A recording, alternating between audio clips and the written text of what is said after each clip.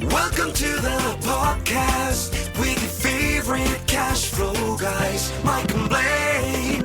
Giving you the best advice while having a beer. When you're running a business, there are problems every day. Let Mike and Blaine help you out and guide your way. Cheers to the good times with Mike and Blaine for business, beer, and BS. Hey, it's Mike and Blaine. It's 167. 167 is the episode we're on, and I am Mike Mylan, also known as Cashflow Mike. That is my friend, my partner, Blaine Birch. Blaine, I got a new setup. What's up, my man? I know it's looking different, but it's looking really good. You got the fancy camera, the mic's in a different place. You're not leaning over and dodging and stuff. So that's awesome. It sounds terrific. Yeah, everything's going good. But I told you it was an AI-based camera, right? AI, I mean, I can, I can do this, hold my hand up. It flashed at me. And look, it'll follow me. All I did was hold my hand up. It follows me. If I lean back, it zooms in.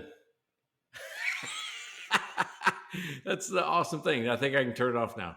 There it is. Turn it off. All you do is hold your hand up and it just does whatever hell you want it to. Seems very much like a security camera. I'm starting to wonder if you have an ankle bracelet on you haven't told me about or something.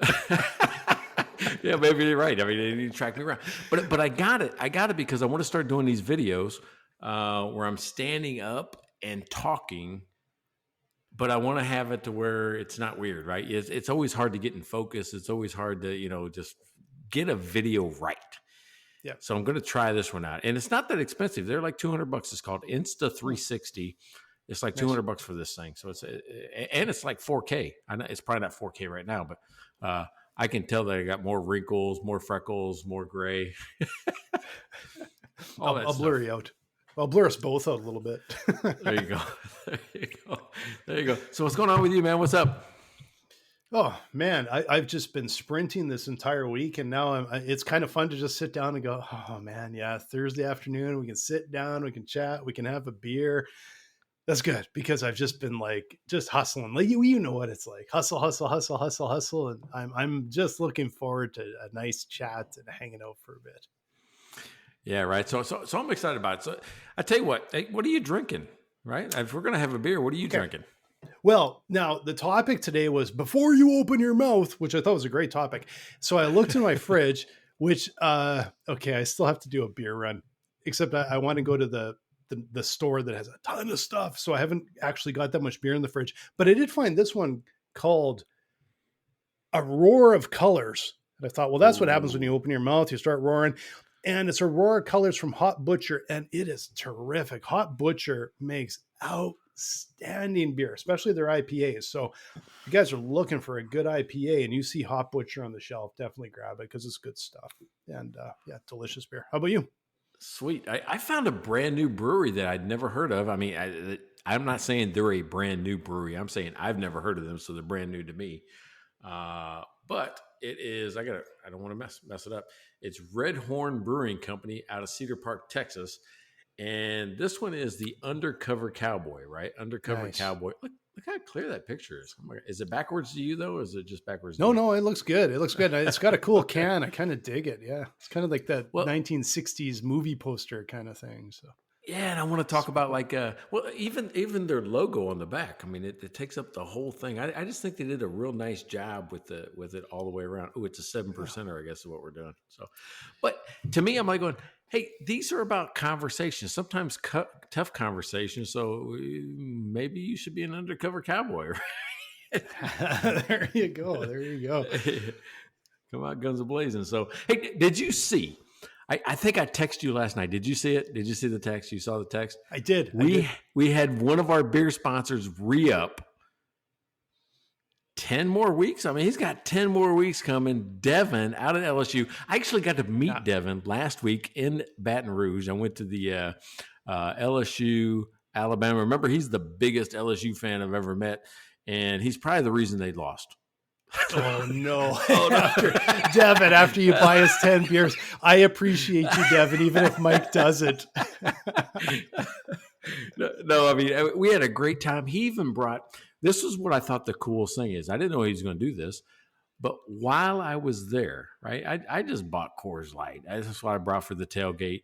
No, he goes out, gets Louisiana beer, a Beta Brewing Company, and not Purple Haze. He had a different one, a Gator Dillo, Hop Dillo, something like that. Yeah. But it was a perfect brew for like a Saturday afternoon right before the game. He saved these just for he and I. So we took a picture. I'm going to put it up on Facebook. But man, what a great day to hang out with Devin and Courtney and the whole crew from Barnes and Noble. Really loved it. It was a good time. That's just awesome. Thanks again, Devin. I really appreciate that. And you know what you were saying, you got to check out the LSU game. You got to check out the LSU game and listen to it. And then I did see part of the game, but we were in a bar with friends and there was like 5 games on and no sound, or it was all sound. It was loud. And so but I did get to see a bit of the game, but then I went, oh, that's not a good score. So I saw a little further into the game and I'm like, oh, that doesn't seem so good. So I avoided texting you. So. Yeah, because it wasn't the crazy happiness that it usually is at nighttime at LSU. Death Valley is what they call their stadium, Tiger Stadium there. But it's still cool. I got to tell you, just the fans, it's electric. It was Alabama, LSU, big rivalry going on.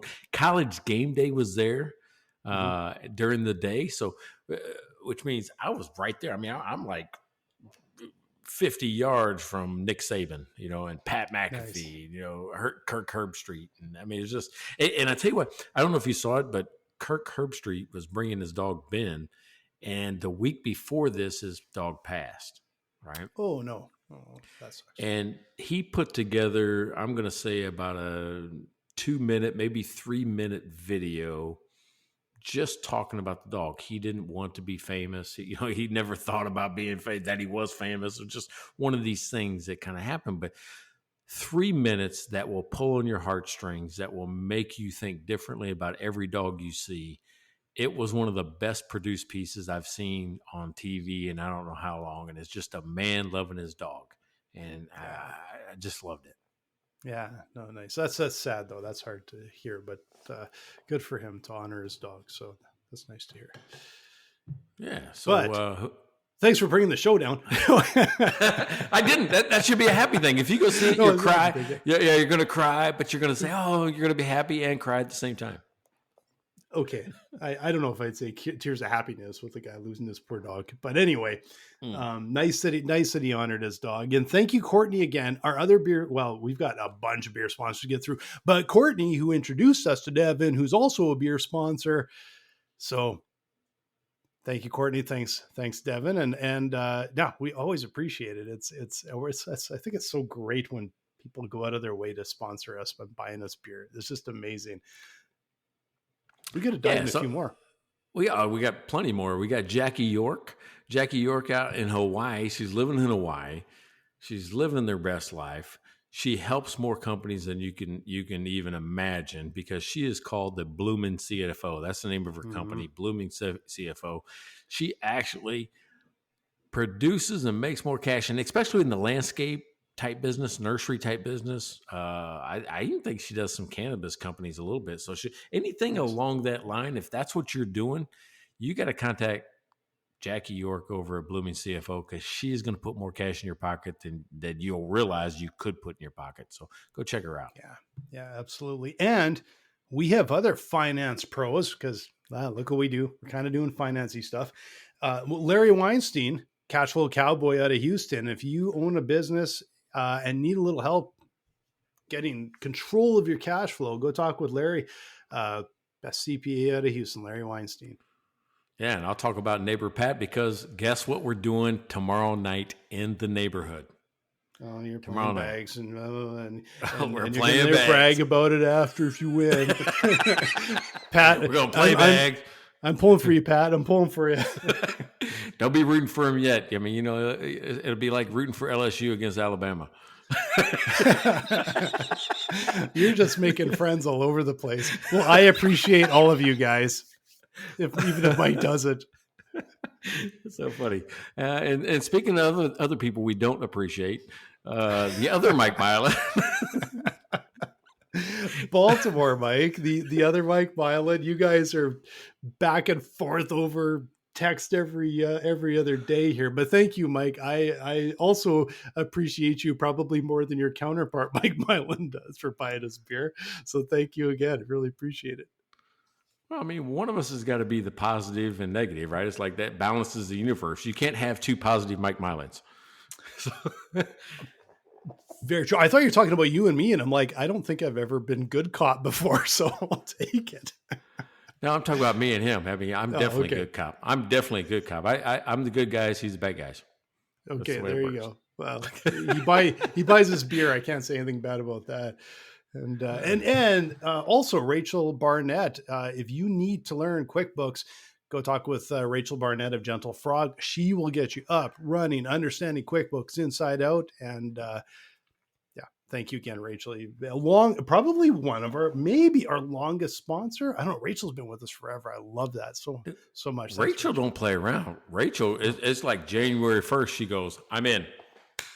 And she's in for a year. Like, she don't mess around. She's like, I don't tiptoe into sponsoring Mike and Blaine. She just dives right in for the whole year. Love it. Absolutely love it. Thanks again, Rachel. Appreciate it. Yeah. And you buy such good beer. This is such a good one. I gotta say, like, not every week, I'm always saying, oh, this is good beer. This Hop Butcher makes really good beer. And this is this is one of the better beers I've had in a while. So I got to give them props again. It's really well done.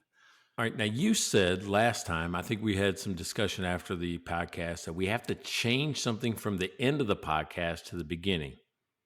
Oh, remember what that was? Remember we said we should change that. I am glad you remember that. What we're going to do is we're going to slip in that please follow, like, and subscribe, because we always wait to the end, and we know like all you guys have left and are drinking beer and gone for dinner already, probably by the time we get to the very end of the podcast. So we're asking you right now, just like, subscribe, follow us, and visit us at mikeandblaine.com. If you buy us a beer, you too can be a sponsor. There you go. Mate, the best $5 you'll ever spend, I guarantee you.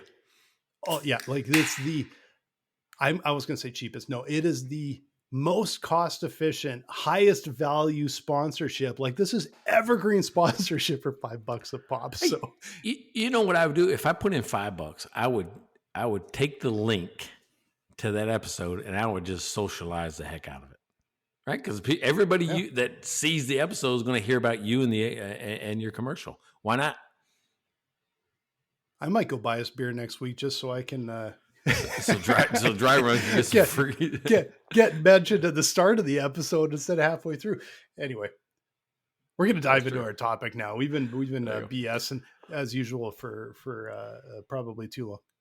All right, so here's the thing. You know what's funny is we're really consistent. It's always around like the first 10 minutes. Mm-hmm. First 10, we're at like 12. I mean, we're pretty consistent on the way this show flows. I'm really happy with that. Right. But here's, again, if you haven't listened to the show, I make up the topic probably 10 minutes. It might have been 7 minutes today before the start of the episode. I think you're always waiting for me. When's he going to start typing? Yeah, we are absolutely all fro-professional here. Yeah, inside out, upside down. But here's what's happened recently more and more in my life is I'm coaching my clients to have conversations in advance so that they don't go off track, right? I mean, I don't know how many times you've ever been in a conversation, you're going, oh, man, I did not expect that. And that throws a wrench in everything, or people blow up, or it's fight. And it takes me right back to when I was a trooper. And when I was a state trooper, it's like going, you can't allow the way somebody acts to control the way you react. But the only way you can get there is to already kind of know what you're going to say before you say it, right? And it's a planned, pre-rehearsed conversation, because you got to realize everybody that wants to fight a police officer on Friday night, that's maybe their first time they've ever done that. Well, the police officer fights maybe 3 times a night, right? So it's like they're pretty good at it, right? So, but you get into a routine of words that work. And me, I was the type of guy that I would rather talk for 30 minutes than fight for 3. Right. That's just what it is. I mean, you can't believe how exhausted you are after 3 minutes of messing around. Yeah. So, but the same thing happens in business. And the conversation that happened today was, hey, I've got this client and they have a profit problem. But as they described the profit problem, they mentioned that the accountant was mad because they fired a COO. The employees don't feel like the company is deserving of more profit for whatever reason. I'm like going, well, wait a second. That's a financial problem second. That's a team problem first, right? There's a communication skill that's missing in the CEO that we got to address. And the way I address that is I always play a game called Let's Me and You Fight, right? And really what it is, it's a role play of the conversation. You got to realize as management, you don't have to do anything instantly unless it's to save a life or it's a health and safety type problem. Take a beat, take a step back, think through how this thing plays out and plan out the conversation. And what if they say this? What if they do that? Because sometimes you'll think about the exact right words that navigate the conversation, right? I think that's the terms I'm looking for. What do you think? Oh, I 1,000% agree, and I know, and it's not like I'm saying I'm the best at not jumping in now, but I'm much more likely to take that breath, take that pause, strategize a little bit, calm the hell down sometimes before I go in. And it's because hard lessons learned by going when I was younger, especially going in with guns a blazing right off the hop. And if you're not prepared, first of all, if you take that time, it's not just strategizing, it's just like getting your mind calm and calming things down so you're not as likely to say something you might regret after the fact. But the big part is going in with a bit of a plan. That's really important. Like I gotta say, like one of the first times I remember ever doing that, which was probably different than my mentality that tends to be just jump in and go by the seat of my pants, was my very first job, and the only job probably I pretty much ever had, was right after university. I worked in a design studio for a couple of years, and I went in one Friday and I asked for a raise. I don't even know if I deserved one at the time. I figured I really deserved one, but looking back, I don't really know if I did or not. But my boss said, let's talk about it on Monday.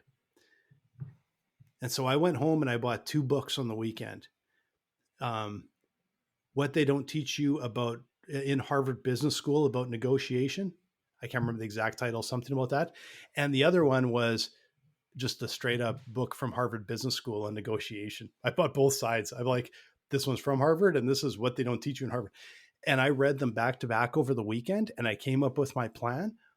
And then I walked in and acted like no prep or whatever, but I was prepared. And it was one of the first times I went through a negotiation.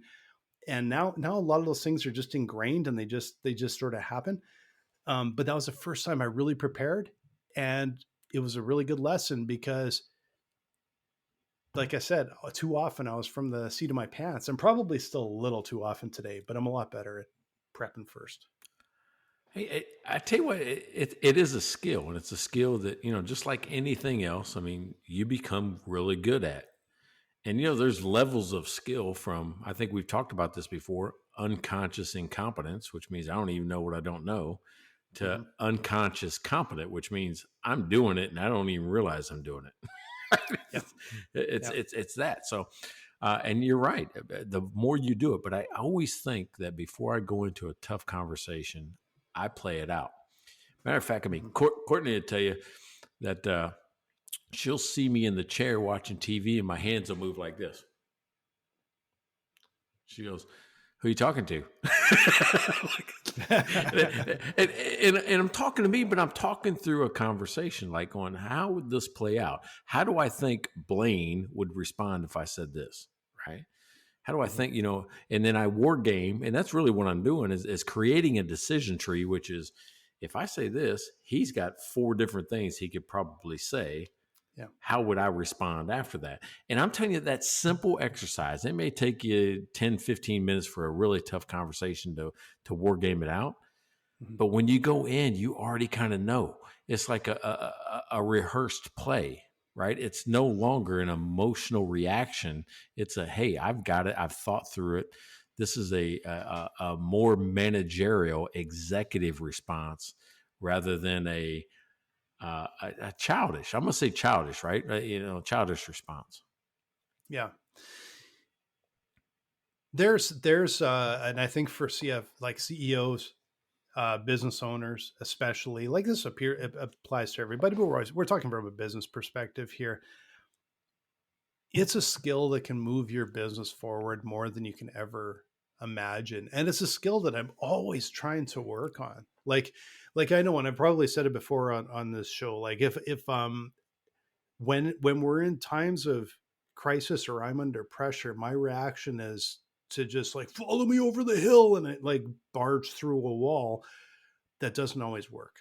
Like I just, it's like now you become like the yelling general, not yelling, but like you're just like, just, just trust me, follow me kind of thing. And there are times where you have to be that sort of leader, but I think this was a little bit of my go-to at times, especially when in pressure situations. And I'm working really hard, and I think over the last year, especially, I've started to see dividends from just trying to slow down and ask questions, and just work, kind of as a team. And it's not leading; it's walking together over the hill kind of thing, I guess. But that takes me. It takes planning and prep and practice and to be able to do it, because it's not my natural thing. Smash through the wall and go. And it takes practice to do that. What's funny? I mean, you're really talking about rehearsals, and that made me think. You said two things, and I went right to one of my all-time favorite movies. You said general, charging the hill, those type of things, and you said practice, rehearsals.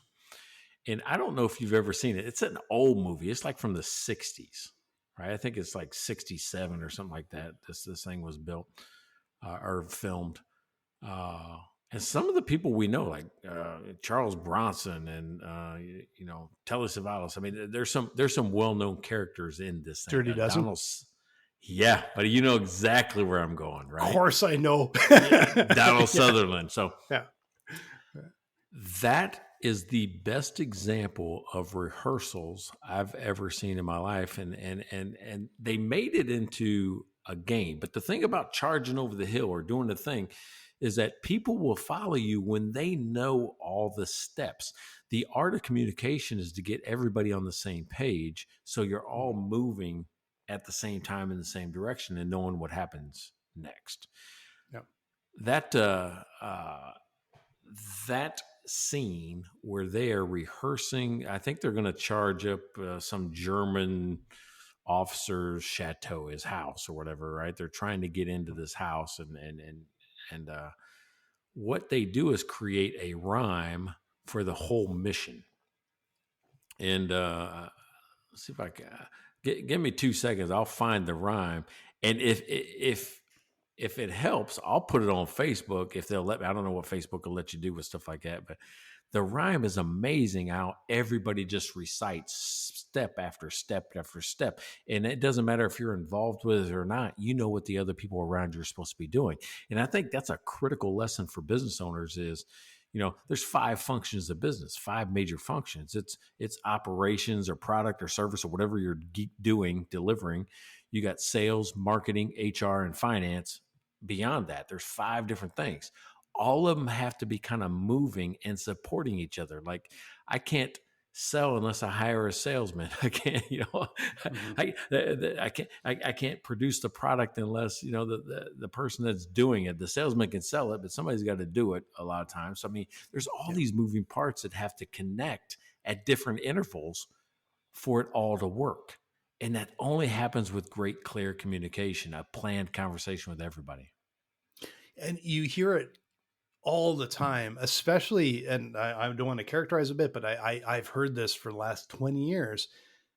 Marketing and sales at each other, like a little bit of button heads. Those two are tied at the hip. Yeah. Like you want those two to support each other and be on the same page all the time. And somehow it's like two brothers and they just have a little friction or something. Right. But that's where it goes up to that management level to be able to go, we need all five. We need everybody to work together here with a common goal, and it needs to make sense. And it can't all be just like pie in the sky. Like, no, this is next step. This is how we're all going to work together to get there. Yeah. So Chelsea gave me this, right? So Chelsea's our intern if you guys are just listening, but the way they describe it is they go one, right? The leader of the squad says one, and then the rest of the squad goes down the block. We just begun, and then he goes two, and then the guards are through. That means they're gonna, eliminate the guards. And then three, the Major's men are on a spree, and then four, Major and Wadslow go through the door. It's just an amazing way that they've taken the number, right, the steps. Yeah. And made it rhyme with the action so everybody knows. It isn't the exact thing that they're doing, but they know, oh, I have to get through the door. I have to climb the rope. I have to, get to the roof or whatever that is. I love the way that plays out.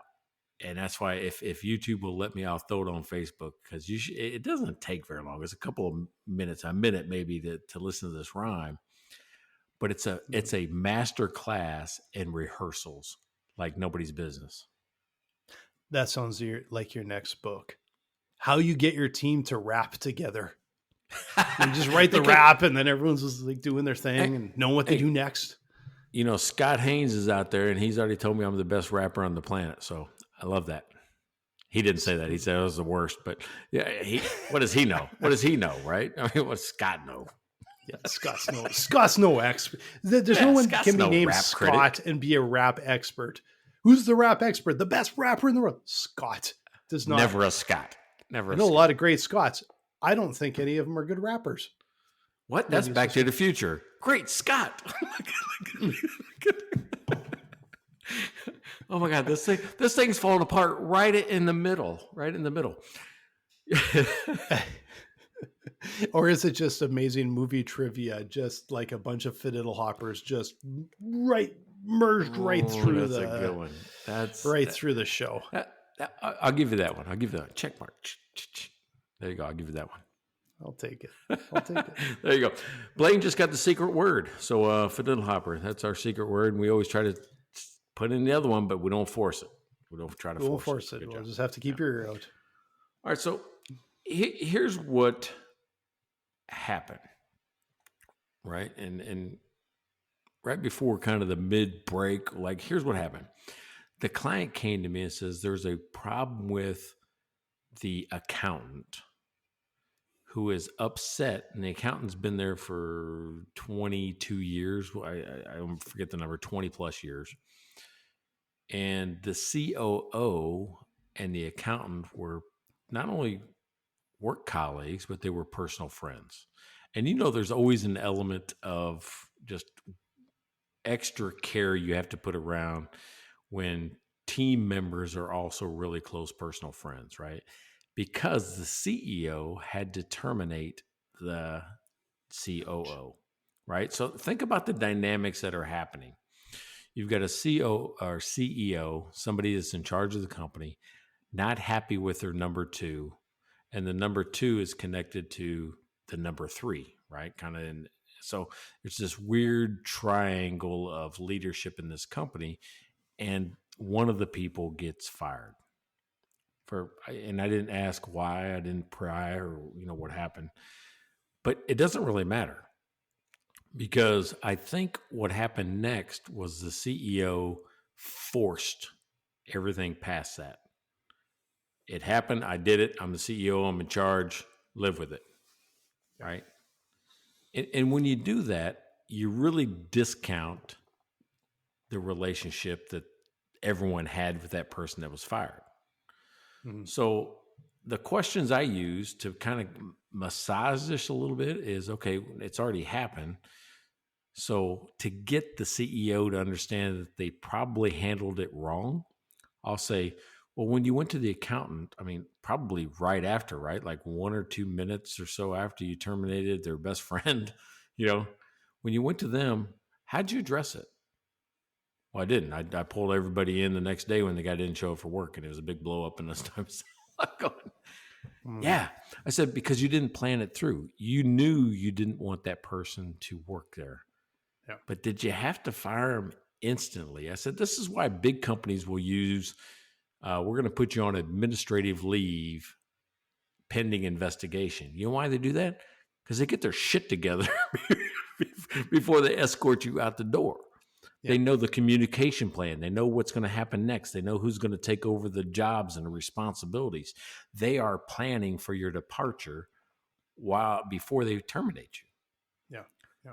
I said, you did none of that. You reacted to something the person did that you thought was instantaneous, even though no life or no health or no safety was, what's that word? Impaired or, nobody was going to get hurt by this thing.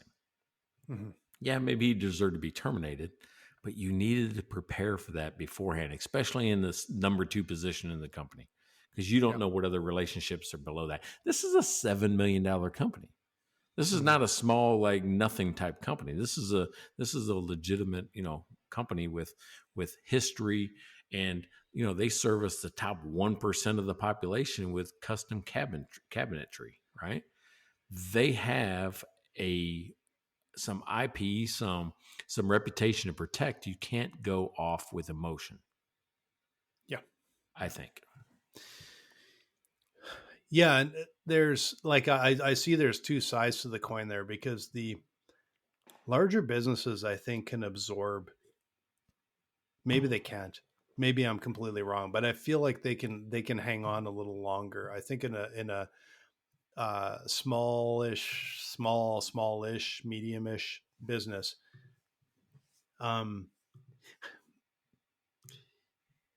like the bigger you are, probably the more resources and the more fallback you have, and maybe the more insulated you are.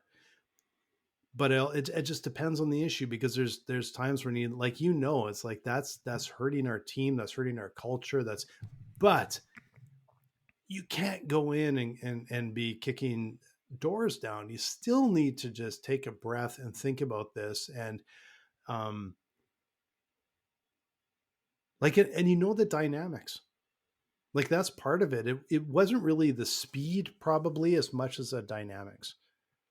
Like, do you go talk with the people beforehand? Or in this case, they were friends. So it's probably like, you can't go and say anything ahead of time, but you should have the first meeting right after that termination is, let's just sit down and talk about this. I need you to have my back when I talk to the team, or whatever. Right? Well, I think where the miss was is that there's going to be some type of fallout from that type of firing. And what this CEO didn't do, in my opinion, was understand the emotional wake, right? So just think about that. The wake you cause when you make a decision, when you say things, you cause somebody's emotions to either ramp up like a rooster tail, or there's a reason why in the moat, it's in the marina, there's a no wake zone, right? This is the time when you're going through a major company change. You need to take it into a no wake zone and manage it until you're out where you can run full speed again. Yeah. I think. Yeah. No, I agree. Like there's more to, because I think you can get tunnel vision in a time like that. And the tunnel vision is, I need this addressed. I need this person out. I can see the issues that are happening. It's hard, but it's like, can I elevate above that and take the big picture view and just a quick look and go, let's just take a situational awareness. Let's look around a little bit. Who all's going to be involved? Who all's going to be affected? What's the best way to deal with this, and what's the best way to roll this out? And like I said, it's like, I'm not, no expert in this but I know I'm a lot better at it now than when I was younger. When I was younger, it was kick down the door and go. And now it's like, okay, just take a breath. Let's just think this through a little bit, come up with a bit of a plan. And, because there's that you can take the emotion out. And there's times, I'll be honest with you, there's times that I've brought in emotion because it's like, well, I've thought this through enough that the emotion's kind of gone, but I kind of need a little edge on this one. And you kind of have to bring it back in, Yeah. fired up here, and it's almost like I've overplanned it a little bit, like you have to fake this a little bit, but it's necessary at times. So one of the biggest realizations I've had at Cashflow Mike is that not only am I going to help you find hidden cash, not only do I help you uncover the financial issues and health problems you might have in your business, but I'm also starting to become more of a client conversation coach. That's the piece that I didn't know. I mean, when we started this podcast, I wasn't talking like this. When I wrote the first book, Don't Be a Dumb Business Owner, when I wrote the second book, The 7-Minute Conversation, there's nothing about the client conversation that has to deal with navigating chaos. There's just not. These are about conversations that I thought about how do I deliver complex financial concepts to a non-complex, individual who's great at their job, but not great at numbers or not great at interpreting financial statements. Well, this is where now I'm starting to have better conversations with my clients about how do I actually navigate my clients' work through their business with better conversations for themselves, because they all are tied together. We can't solve financial problems unless we have a team that's willing to be on the same page as we are. I'm starting to find that more and more and more. So at Cashflow Mike, if you go to cashflowmike.com and you see my Pathfinder or you see any of my certification programs, we are starting to put, and even in my new book, Don't Tell Me What to Do, it's all about the conversation, having better and more meaningful conversations with your clients and your team members. You don't have to have clients. You could have team members that need to be, talked to in the same way. And it's don't tell me, terminate every long lecture and get people to be on the same page. Get them to take action. So go to cashfrommike.com. That's my mid-roll, that oddball mid-roll. What do you think?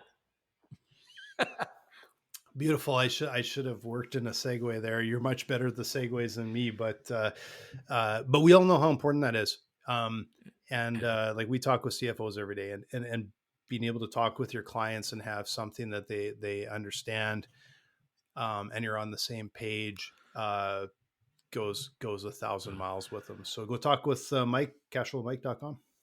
Yeah. One of the reasons I'm better at segues is that I stick to my knitting, right?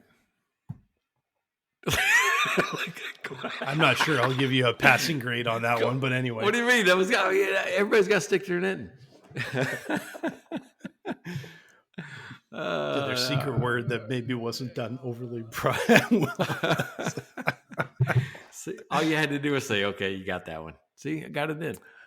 So you got it in. It was maybe wedged in a little bit, but hey, it's in. That's in. I shouldn't say too much. I got it. All right.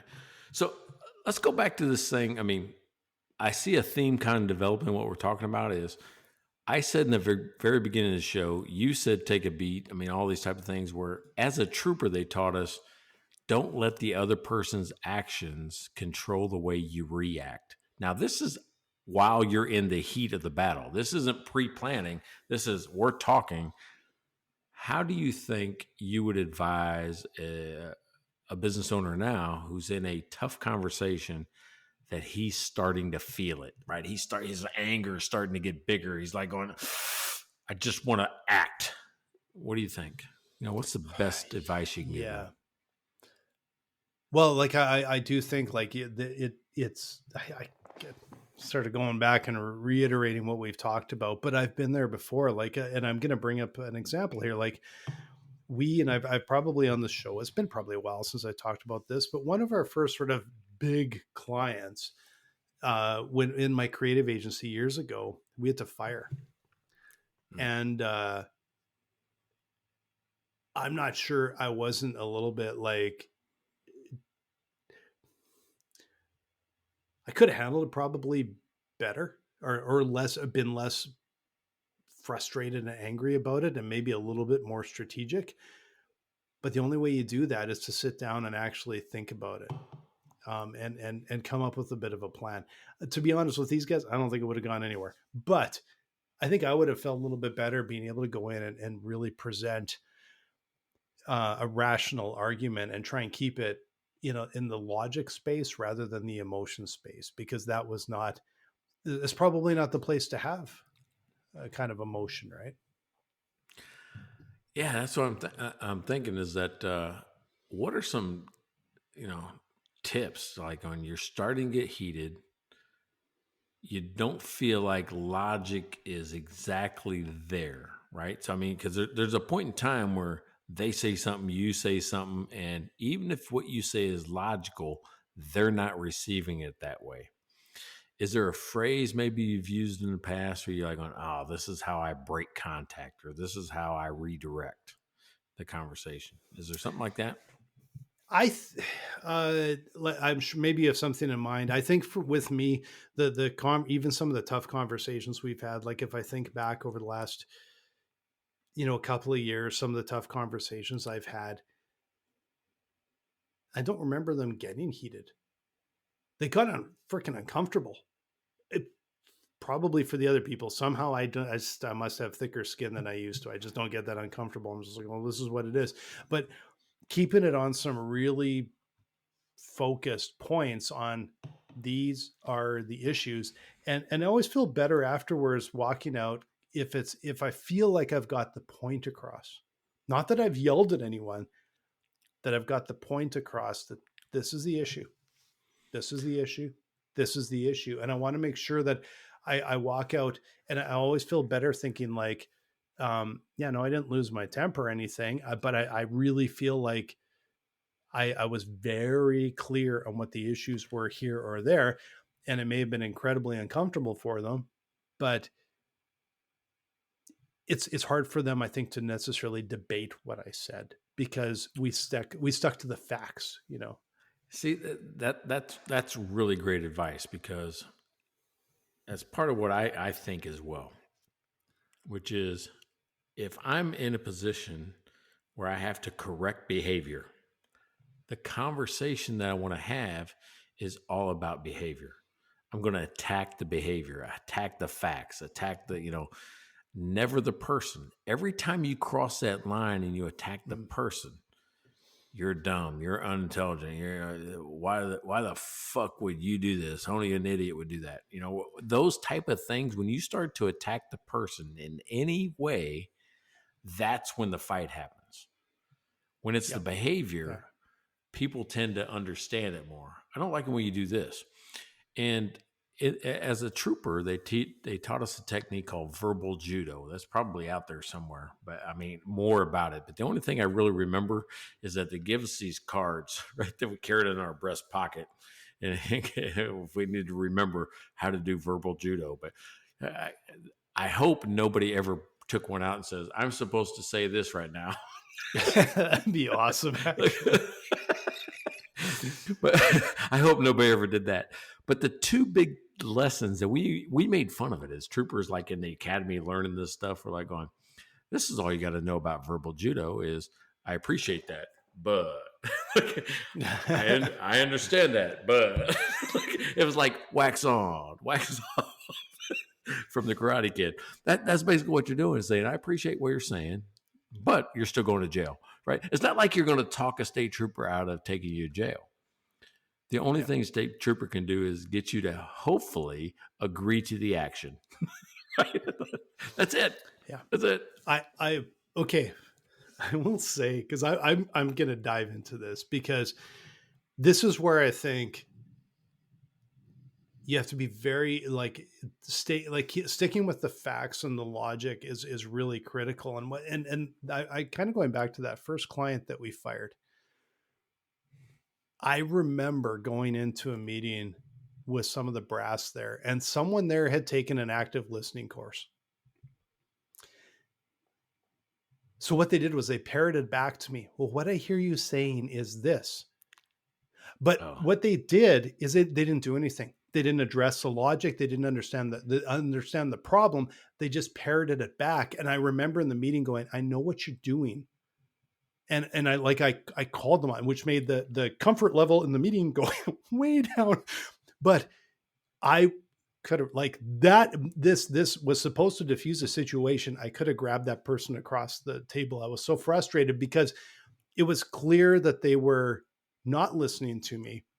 They were using this active listening technique, and it just infuriated me because it didn't make me feel heard because he didn't understand what I was saying. So I think you just have to be very cautious about like, have a logical response, because they never had a logical answer. If they did, I would have listened to them. When they just said, what I hear you saying is this, but I'm going to tell you something completely irrelevant that doesn't matter to anybody. No, listen to me, but respond with an answer. And that was incredidly frustrating.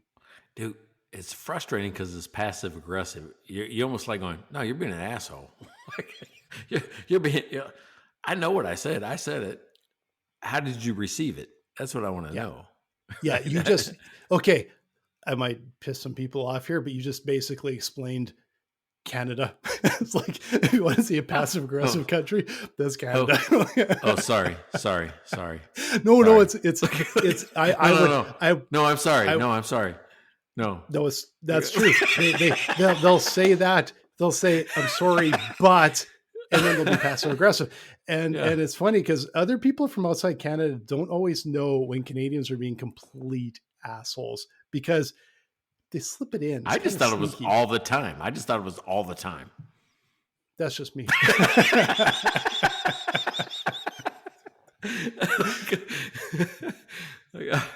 This is just how it is. Yeah, just how it is. But I agree with what you described there was like going, I see what you're doing. I know that technique too. That happens to me sometimes on sales calls when somebody's using a technique I know. I'm like going, oh, don't be doing that shit to me. Oh, yeah. Like the Sandler sales system. When somebody starts down like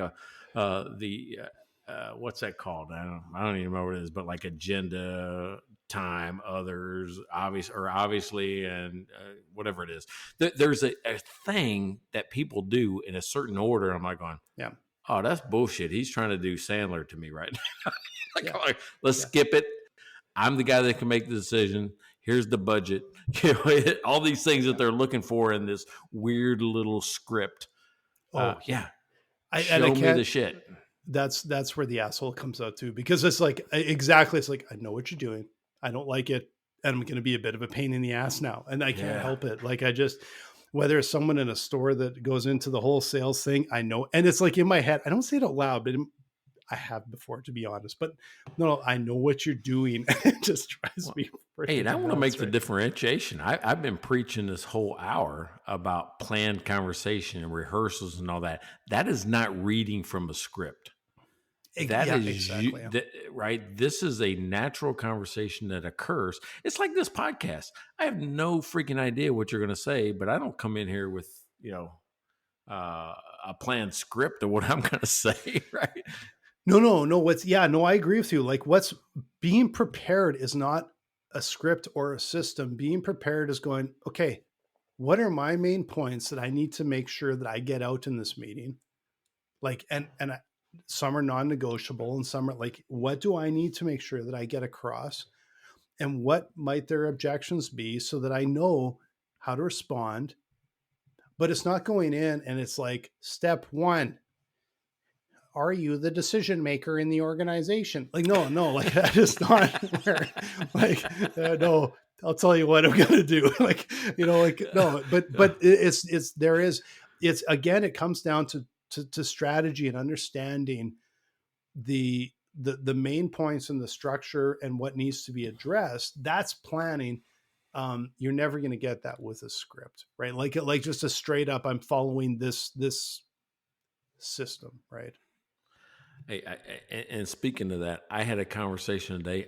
I have a problem with file organization. You probably don't. You probably seem more organized with me, but sometimes I just get in a hurry, save, and I don't put things in right folders and stuff like that, and it gets kind of jumbled. 2 weekends ago, I sat down on a weekend. I'm like, going, I'm just going to organize this while I'm watching TV. That lasted about 17 seconds. Oh my God. Because it was very quick. And I'm going, man, fuck this. I ain't doing this. Right? It's like going. So I found a company, and I hope I am crossing my fingers that they can do what they say they can do. It's called Tidy House. It's like, hey, it's like sometimes you have somebody kind of help you clean up your house and, all the stuff you've been neglecting because you were busy. And this sales technique that the guy used was just like being on this podcast. It's just he and I talking. It's like, hey, what do you got? How much? What is it? What are you trying to do? And I didn't have to go anywhere like going, how much, how do we get started? Like, I'm forcing him, and he slowed me down. I'm like going, dude, yeah, let's start. He goes, oh, wait a second. He goes, I want to make sure it's a good fit and all that. He goes, so let's just start with, I'm going to do 3 hours worth of work and just kind of see if you like it. And then we'll do the rest. Yeah. I'm like going, just do the fucking rest. Just do it. Just do it, right? Because it's exactly what I wanted. The guy was not pitching me. He was just telling me what they could do and how they do it and how I'm involved in it every step of the way so they can understand how I think, because they will organize my filing system the exact way that I think and name everything the way I think about it. I'm like going, yeah.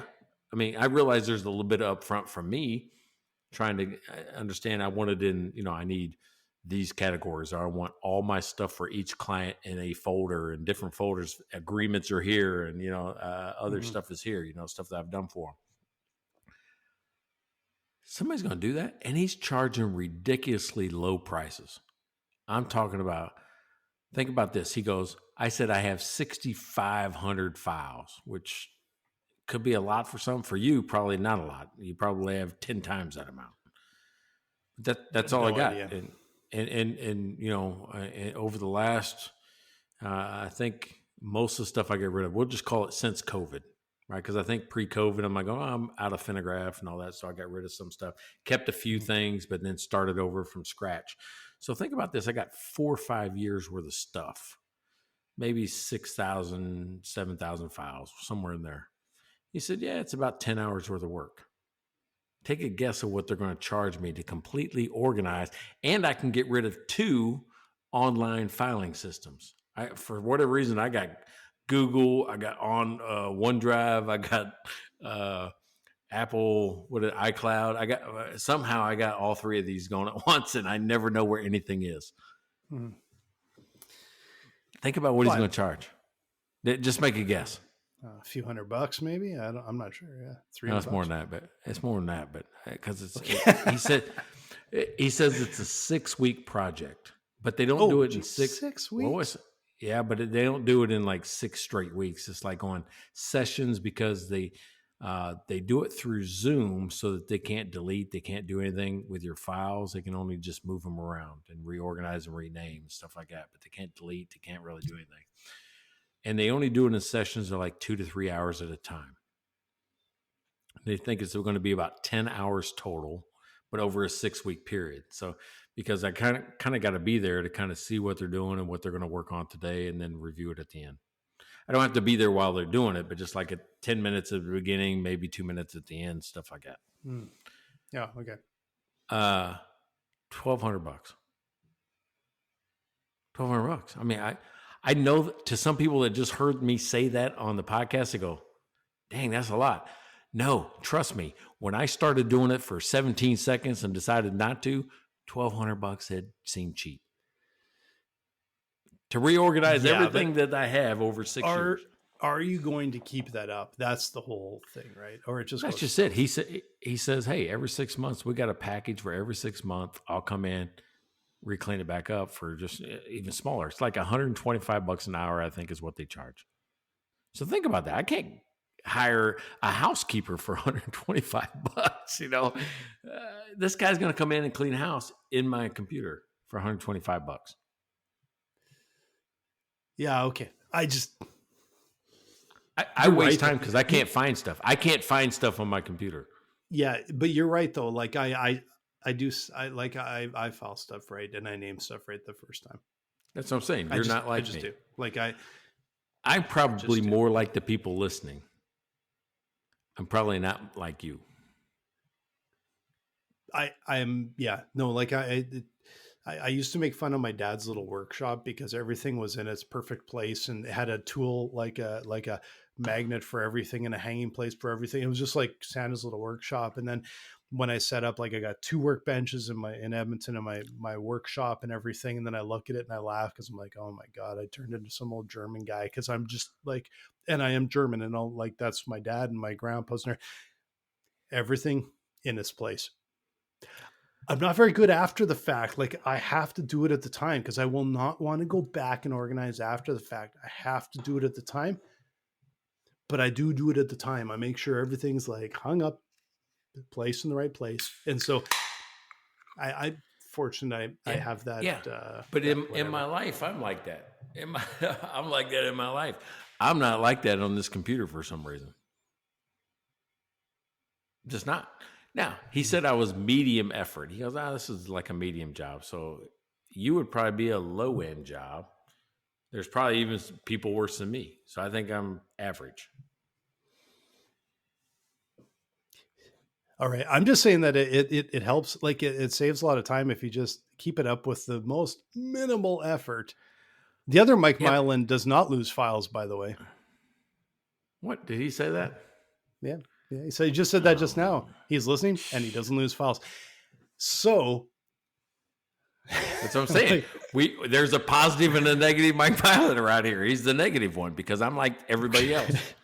No, he's like, he just says garbage in, garbage out. And it's true. Like I keep kind of keep my shit straight. Like I'm not obsessive about it. I do the bare minimum, but I do just name my files and put in the right place because I get so frustrated when I need something and I can't find it. So I do kind of keep on top of that stuff. So, and I know not everybody does. I get that. I'll give him that. He is better at organizing digital files than I am. I'll give him that. I'm terrible at it. Matter of fact, this guy told me, he goes, if he looked at it and goes, you have most of your files in downloads. I'm like going, yeah, because I download most of it. He goes, what that? No, dude, that should be empty. He goes, there's something about file storage where if you have a big downloads folder of stuff in it, I'm like going, that's the easiest place I can get to it because I know I downloaded it. So he was like going, no, yeah, we got to clean it up. You don't want anything there. I'm like going, oh. And then there's something about the documents folder he talks about, and I missed it, but now I got to go look up what it means. There's something about using the documents folder that's different inside the computer than it is in regular storage. I don't know if it takes up more space or there's something about documents folder that is different. It's like a whole different app that runs in the background of the computer in the iOS system, that documents folder, that he wants to eliminate or minimize the use of it.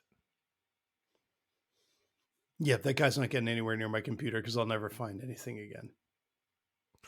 Because I know where I know where I put stuff. I know what I do with it. I put it in the right place, and if it actually got all moved around, it would like I would lose my mind. Like it would drive me nuts. I think that's what he's trying to do, is drive me nuts. I'm going to pay to be driven nuts. I'm going to do it, right? Because I'm like going, it doesn't work for me now. I got to figure out something else, and I want somebody to help. I can learn a system. Apparently, I'm not good at sitting down and creating it. I can probably manage a system after it's already there. File storage, I'm talking about. Nothing else. This is a major amount of bullshit we're doing right now. Tons. Yeah. So, hey, let's wrap it up. Let's wrap it up. So, you've been listening to what I think is a very powerful conversation on having a planned conversation and not ending in a real weird thing like we just did. With your customers, with your clients, make sure that nothing you do has to be done immediately unless it's to save a life or to keep somebody safe. Take a beat, think through it, really look at the whole situation and come up with what you're going to do next if things go bad. What'd you learn? I learned that I am getting a little mesmerized by your camera because it's like You're in, you're out, and you're kind You're of seasick. like, Dude, I keep turning that. I keep turning it on. All right, so it's a new camera, and I keep turning it off. It's like going, no, dude, I'm AI in it. I'm your personal film director. Yeah, it's like Chelsea's in there, just in, out, move left, hey, right. What's that ludicrous song? When I move, you move, just like that. When I move, you move, just like that. Yeah, God, I can't turn it off. I keep trying to turn it off, and there's some gesture I make with my hands. Look, I turned it off.